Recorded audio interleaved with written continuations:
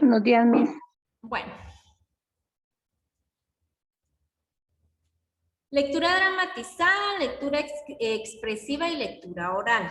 Dentro de la lectura, pues existen diferentes tipos de lectura y nosotros vamos a aprender el día de hoy cuáles son los aspectos de cada una de ellas, ¿verdad?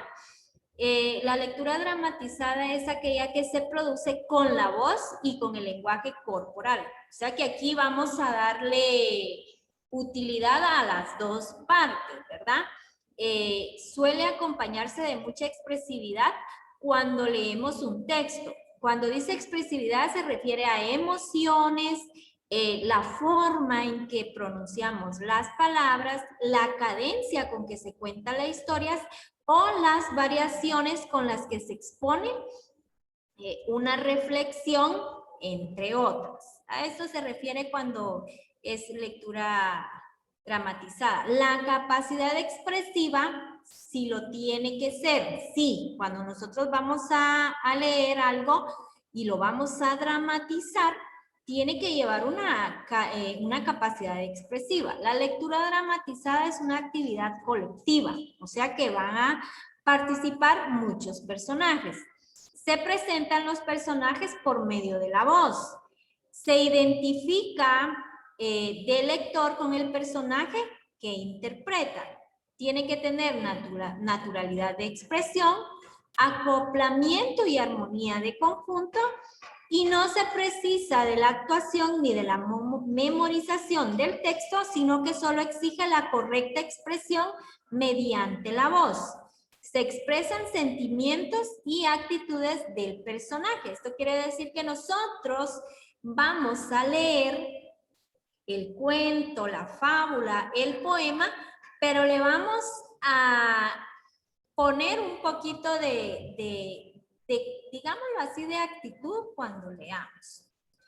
Como les decía, la lectura dramatizada contribuye a la formación integral de los lectores. El contacto de buenos modales de expresión permite la formalización de varios vocablos, giros de construcción de frases, periodos que pueden ser asimilados al caudal lingüístico del lector, ¿verdad?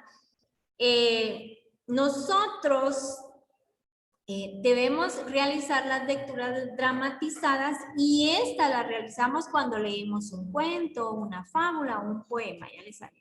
La lectura expresiva es aquella cuyo objetivo primordial es reproducir con nuestra voz y con el lenguaje corporal que suele acompañar toda la expresividad de un texto, las emociones que el autor o la autora han puesto en él, las imágenes que contiene la textura de palabras, la cadencia con que se cuenta una historia o las variaciones de intensidad.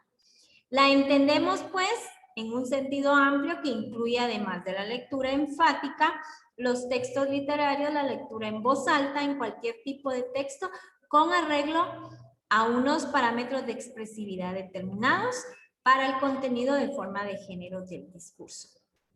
La lectura oral, pues la lectura oral es en voz alta y tiene como finalidad la transmisión de ideas a los oyentes, aunque puede ser utilizados para producir impresiones con fines estéticos. Este tipo de lectura se practica en la actualidad no solo con el fin de perfeccionar las habilidades lectoras, por el contrario, su enseñanza y práctica pretende lograr una actitud de apertura hacia las demás y cooperación con ellos. Características de la lectura oral.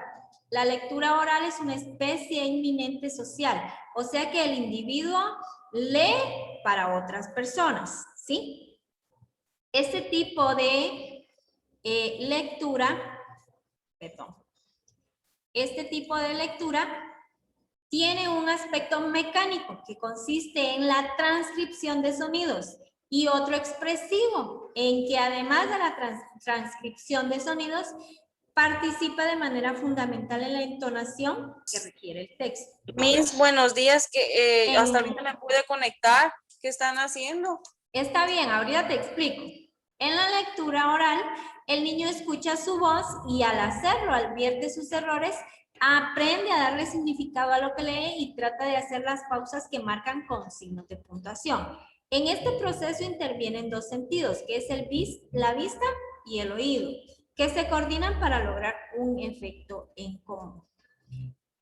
Cuando hablamos de lectura dramatizada, nosotros vamos a tratar la forma de darle un sentido diferente a lo que estamos leyendo. De eso se trata.